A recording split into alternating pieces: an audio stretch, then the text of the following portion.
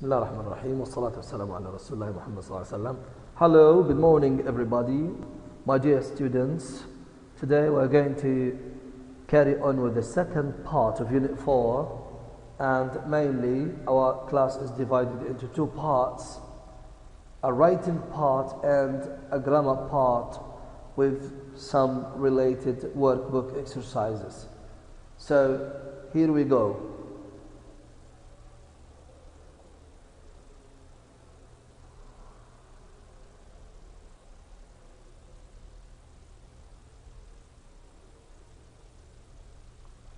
In this exercise, writing, consider the questions below and discuss with a partner. What genre of TV films do you like to watch? Do you prefer action films, science fiction, fantasy, comedy, or drama? What do you like? What do you like watching? Some people say, yes, we like action movies because they teach us actions and they are full of excitement. They are exciting. Other people would say, no, we are more interested, we are so much in science fiction. What about you? What do you think? What do you like?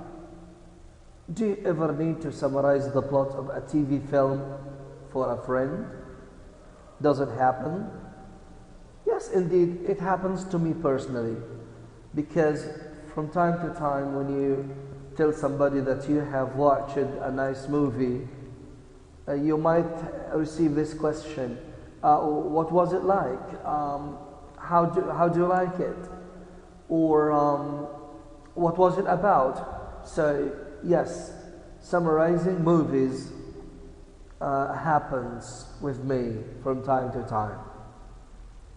Okay, now what information do you include in your summary? What do you think are the most important parts in summarizing a movie? Okay, what do you think the most important parts are in summarizing a movie to a friend? Are you going to consider the plot only? Are you going to talk about the characters? What do you really do? I would like you to think of these questions over so that you can, talk like this so that you can give your opinion.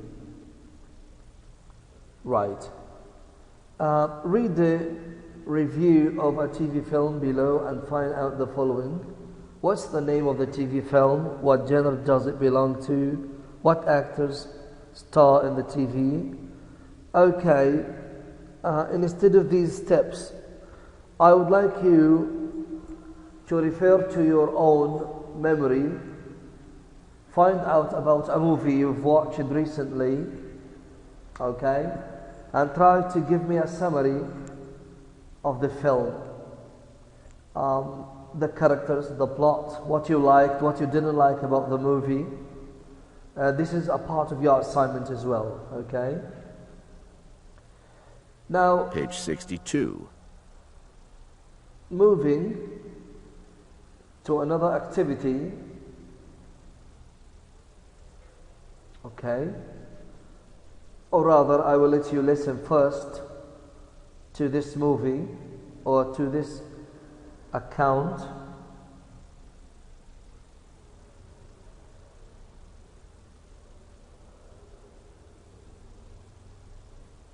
Page 62. 10. Writing. A terrifying adventure on water. Moby Dick, 1956. Directed by John Huston and starring Gregory Peck, Richard Basehart, and Leo Genn, is a TV fantasy film adapted from the best-selling novel by Herman Melville. The story takes place in 19th century England on a whaling ship. The captain of the ship is Captain Ahab. Ahab has a fantastic story to tell about a great white whale which mutilated his body and almost killed him on a previous voyage. Now the captain leads his men back into the sea to take revenge. However, Ahab becomes so obsessed with vengeance that he makes some very bad decisions. The TV film takes us on a grand adventure over the waves as Captain Ahab and his crew seeks out the great sea mammal. As Ahab becomes more and more consumed by hatred, his doomed men are flung into dangerous situations.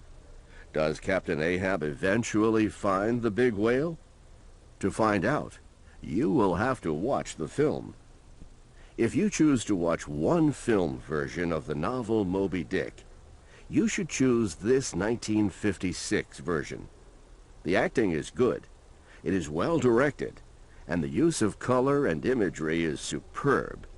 I think it is far superior to more recently released TV film versions. Everyone who read the book, and those who enjoy adventure and tales of great battles between man and beast, should see this TV film. I definitely recommend it as one of the best of our times. It is staggeringly good. So, once you have heard or once you have listened to this recording, what did the writer talk about? In a film summary, what was the writer most interested in? Can you tell me? All right. Yes, exactly. The writer talked about the plot, the story. He gave us a brief account of what went on during the movie. He talked about the main character, Captain Ahab, and his return to take revenge from the whale, which mutilated his boat and his body before.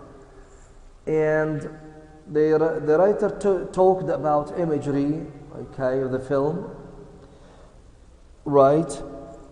Also, he recommended it as one of the best movies people interested in venturing against beasts could watch.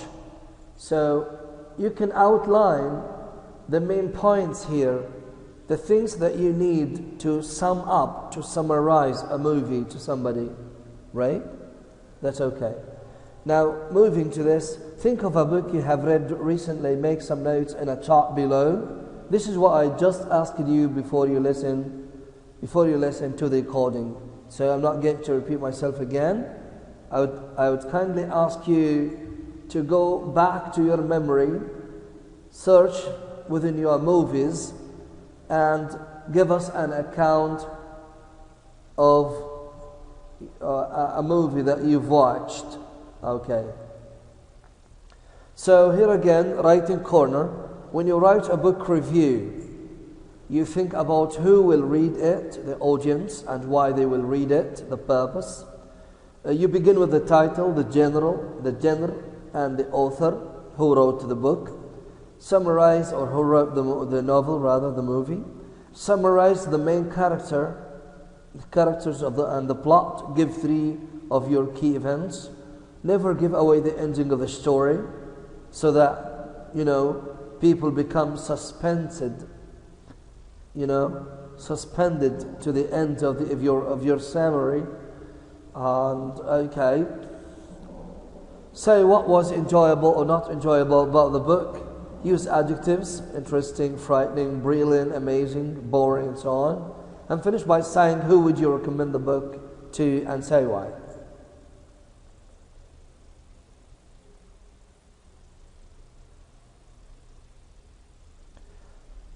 Now, write a few sentences describing some of the main characteristics of the ideal game show contestant. Okay, for this writing, I have suggested the following paragraph. You can have a screenshot. The ideal game show contestant likes speaking in public. He can work with people he has met recently and can control his feelings. He is keen to win, but he is also a good loser who doesn't hold grudges. He can take criticism and follow instructions. He is competitive and likes being in front of a camera, a video, or strong lights. So these are the main distinguishing traits of a TV quiz show presenter. or a contestant. All right? Of course, language is flexible and you can use your own language to express the point. But so far, I've been asking you to get benefit from an example like this, and don't you miss your own character in your writing. Use your own language, an expression that you have recently learned, and so on. Okay.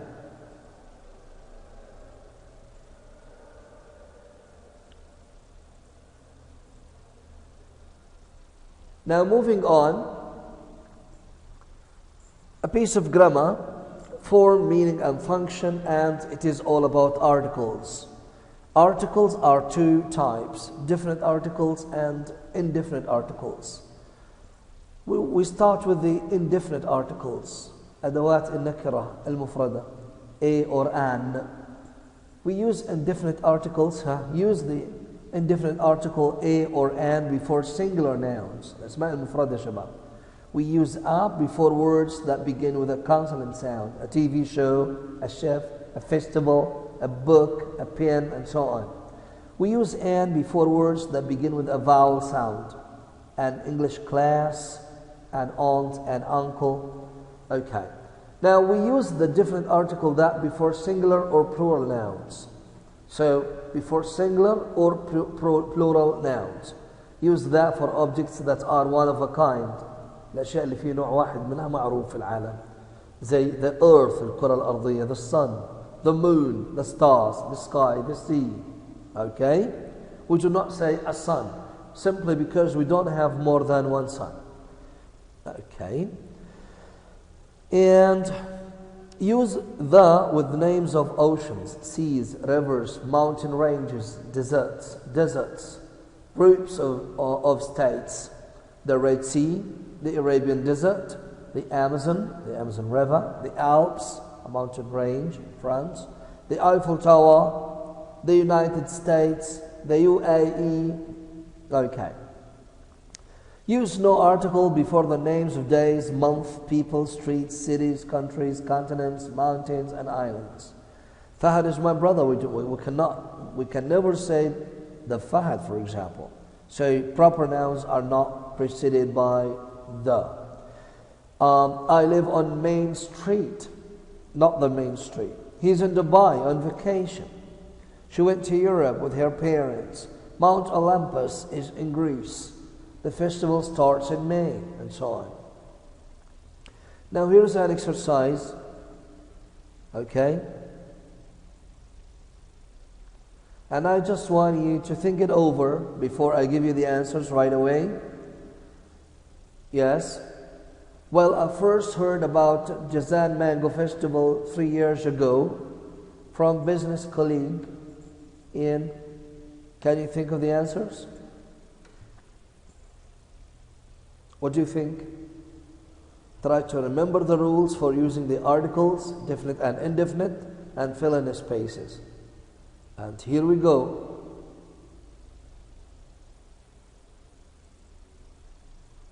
Here are the answers. Okay? So, for objects that are one of a kind, we use the. Mountain ranges. Right? Deserts. Names of oceans and seas, rivers. Okay? When we talk about particular things. I know a man. The man is a pilot. Okay. Another piece of grammar is adjective clauses and relative pronouns. An adjective clause is a dependent clause that describes or gives information about the noun that comes before it. يبقى العبارة الوصفية, an adjective clause. Okay, مالها بتعطي معلومة عن اسم جي قبلها. The language that he or she speaks at home is Arabic. Now, that he or she speaks at home is an adjective clause. Talks about the language, right? Now, so this is a dependent clause. It cannot stand alone as a sentence. We cannot start with that he or she speaks at home and that's it. No. It has to be based on a noun that precedes it, in fact. So relative pronouns relate closest to nouns in adjective clauses. Use the relative pronoun who for people and which and that for things. Note, the relative pronoun that can also be used when talking about people in general. Again, the relative pronoun that can also be used when talking about people in general. However, when a particular person is being referred to, who is preferred. Okay? Relative pronouns as subjects of adjective clauses. So, relative pronouns, gentlemen, can be either the subject of a clause or the object of a clause. When it comes as a subject, okay, when it comes as a subject, we can never delete the relative pronouns. Okay? So, relative pronouns can be the subject of an adjective clause. Yeah, relative pronouns that are followed by a verb are subject pronouns. يبقى يجي بعدها فاعل تبقى هي subject. يجي بعدها فعل تبقى هي ايه؟ subject. يبقى الضمير ده فاعل. Subject pronouns must always be included. لازم ضمير الوصل لما يكون فاعل يكون موجود في الجملة. I am someone who loves watching quiz sheet shows on TV. We cannot delete the word who here, can we? No, we can't. Relative pronouns as objects of adjective clauses. Now, when those pronouns are followed by a pronoun or a noun, then they are objects. In this case, we can delete the relative pronoun. English is a language that many people find easy to learn.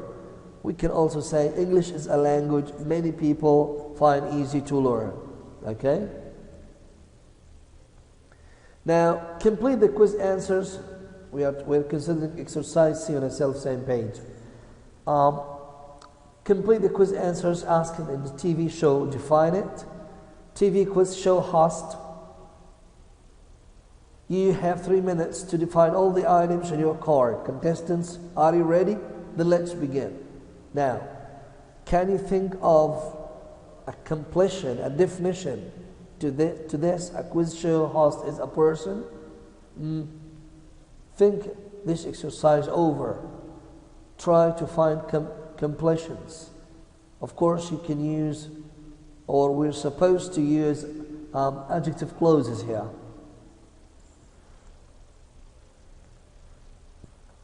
Here we go. These are the answers of this exercise. A quiz show host is a person who or that asks questions to contestants. Because I'm not talking about a particular person, I could use who or that. A crime drama is a show which or that investigates a crime. What is a microphone? It is something which or that amplifies the sound. A daytime series is a program which or that appears every day on TV during the day. A TV documentary is a program which or that investigates the natural world of science. Now, some practices for the different articles.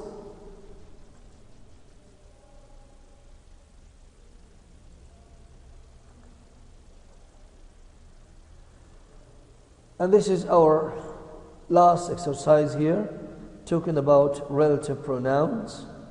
I would like you to do some more practice with your workbooks so that you can grasp the meaning of the grammar quite well.